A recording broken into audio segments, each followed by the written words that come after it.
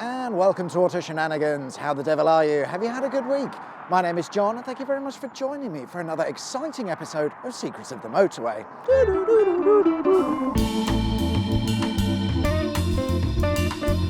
Today, I've come to look at the M49 motorway, one that you've probably never heard of, and to be fair to you, given its pointless nature, I wouldn't blame you. The M49 is a mere 5 miles long and is currently the only motorway that doesn't have any junctions at all. None. Zero. No junctions anywhere. The M49 was completed in 1996 along with a new stretch of the M4 and the second Severn Bridge crossing. To be fair, the M49 isn't completely pointless. It was built to serve as a link between the M4 and the M5 motorways, the idea being that when you were heading south it would offer a shorter distance and you were also able to avoid the Almondsbury interchange, thus reducing traffic in that area. Since there aren't any junctions on the M49, the motorways start to whichever end you'd like, and today we'll be starting at the Pilning interchange where the M49 meets the M4 at a roundabout design junction. At first glance, allowing the M49 northbound traffic to head east at this junction seems a little odd, especially when the next stop along is the Almondsbury interchange. If you want to go there, you might as well just go up the M5. However, there is some method to the madness. Should there be a bridge closure or a motorway closure, this junction design allows for there to be a diversion route set up with ease. Heading away from the Pilning interchange, and the M49 crosses over the Severn Tunnel, or maybe I should say the Severn Tunnel goes underneath the M49. The Severn Railway Tunnel was completed in 1886, having used 77 million bricks and 37,000 tonnes of concrete during its construction. Its total length is 4.3 miles, however only 2¼ miles of that are actually underneath the River Severn itself. Not a lot happens after that really. You drive along for a bit and you'll start to notice some signs that have been blacked out, and then shortly after a motorway junction appears. Despite me saying there are no motorway junctions on the M49, there is. So what's that all about? Well, I've actually covered it in a previous video, but we're going to cover it again because it's absolutely hilarious. The junction was completed in 2019 at a cost of £50 million, with the intention of serving the recently constructed Western Approach Distribution Park. A fine plan indeed, but they failed to build the few metres of link road between the junction and the distribution park.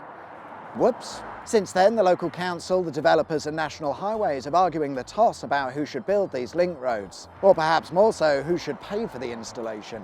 Since 2019, the junction has sat unused and not accessible from the motorway, with the signs blacked out to make sure that you don't take an exit that isn't there. But there might be a solution on the way, maybe. The local council and National Highways have sorted themselves out and have decided to build the linking slip roads. Hooray!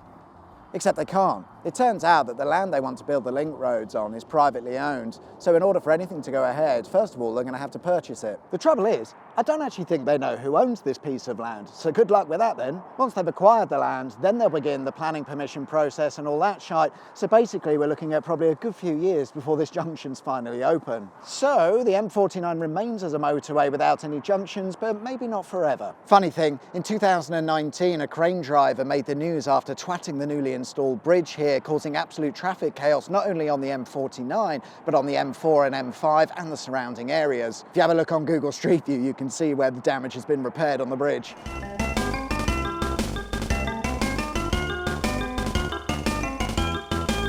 As you continue along the M49, on your right hand side you might notice a few wind turbines, and these sit on an industrial estate that used to be a far less greener affair. Go back several decades and across this entire area you'd have found gasworks, chemical plants and factories manufacturing all kinds of minging stuff. I'm on a bench. One such factory was based on the Chittening Industrial Estate, where it used to be called No. 23 Filling Factory. Built on farmland commandeered by the military, Chittening Filling Factory was used to quite literally fill up the artillery shells and ammunition with explosives and powders. The site would then move on to manufacturing chemical weapons. Whilst their use was banned under the Hague Convention, our government sort of ignored that when it was found that the Germans were using such weapons, and the then Minister of Munitions Winston Churchill, yes that one, ordered that mustard gas shells be manufactured here at Chittening. Perhaps ironically, the process of manufacturing these mustard gas shells wasn't fully operational until 1918, just 2 months before the war ended, and these mustard gas weapons did more damage to our own people than it did the enemy forces. Making these shells was a very dangerous job, and during the manufacture of over 85,000 mustard gas shells, approximately 1,200 workers fell ill. Ill being anything from a bit of flu or asthma to cancer. Hooray! There's not much left of the original filling factory today. It's mostly been redeveloped into the Chittening Industrial Estate. However, there is one building that's left over from the original site, and there's also a couple of railway sidings that used to bring in the mustard gas from the nearby National Smelting Company at Avonmouth Docks. A smelting company that Winston Churchill set up with the sole intention of manufacturing mustard gas. This was all done under cover of the Official Secrets Act because it was banned, and under the Hague Convention, slightly illegal. Oh, it's a train.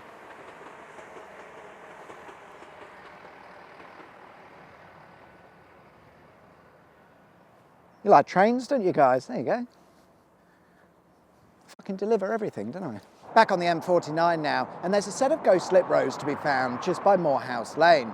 These were put in place in preparation for a junction that was never built. As we've established, there's already one junction on the M49, albeit completely useless, but the plan wasn't always to put that junction where it is. Way back in 1991, when they were planning the motorway, it was decided that if they were ever to add a junction to the motorway, it would most likely be at Severn Road. So they built these slip roads in preparation for that, with the added benefit that it made little to no difference to the cost of the motorway build. And build them they did, but of course, the junction never came, and despite proposals kicking around as late as the early 2000s, they decided to build the junction where they did today. And you can't use it. What's the point? Moving on then, and just by one of the many Amazon distribution centres, the motorway goes under a fairly normal looking bridge. Back in the day, before the motorway and the industry came along, this entire area was farmland accessed via a network of small farm roads, as seen on this map. Today, these are pathways rather than roads, but they still count as a public right-of-way, and therefore access has to be retained. When the motorway was built, this bridge was installed to carry the pathway across to the other side. One thing I've noticed is that this bridge is rather oversized considering what it's actually used for, just a footpath. I wonder if there are plans somewhere in the distant future for this area to be developed and much larger roads be installed. Who knows?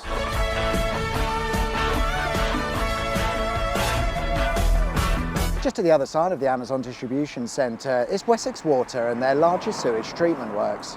You can't smell it, but it stinks around here. It was here in December 2020 that tragedy struck after a storage silo exploded. Sadly, 4 men lost their lives after the storage silo containing biosolids or shit exploded for some reason whilst they were working nearby. It's been suggested but not confirmed that metal grinders may have played a part in the accident, where sparks could have ignited the methane gas contained within the silo. Investigations are ongoing. The M49 comes to an end for us at the Lawrence Western interchange where it meets the M5.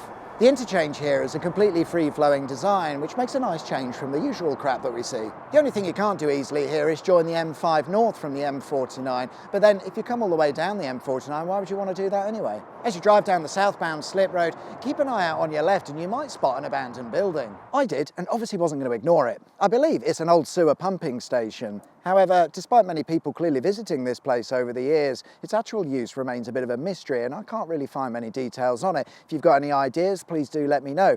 I'd absolutely love to see what it looks like inside. What I did discover is that this building, at one point, is where you would have found an original graffiti art piece by Banksy. I've come to look for the remains of this piece of art that was painted in the 90s. It's called Quack Attack and was one of the oldest pieces by the artist, assuming he exists. My research showed that there were traces of this wonderful piece of art to be found. Unfortunately, as you can see behind me, it's been completely covered up by some mong. And there we are, guys. That's all for this week. Thanks very much for watching. I hope you liked the video. If you did, there is of course a button specifically for that. And if you haven't subscribed already, please consider doing so. That'll be wicked sweet awesome. Enjoy the rest of your week, whatever it is you get up to. My name's John. You've been watching Auto Shenanigans, and I'll see you guys next time for another exciting episode of Secrets of the Motorway. Until then, take care. See ya. Bye-bye.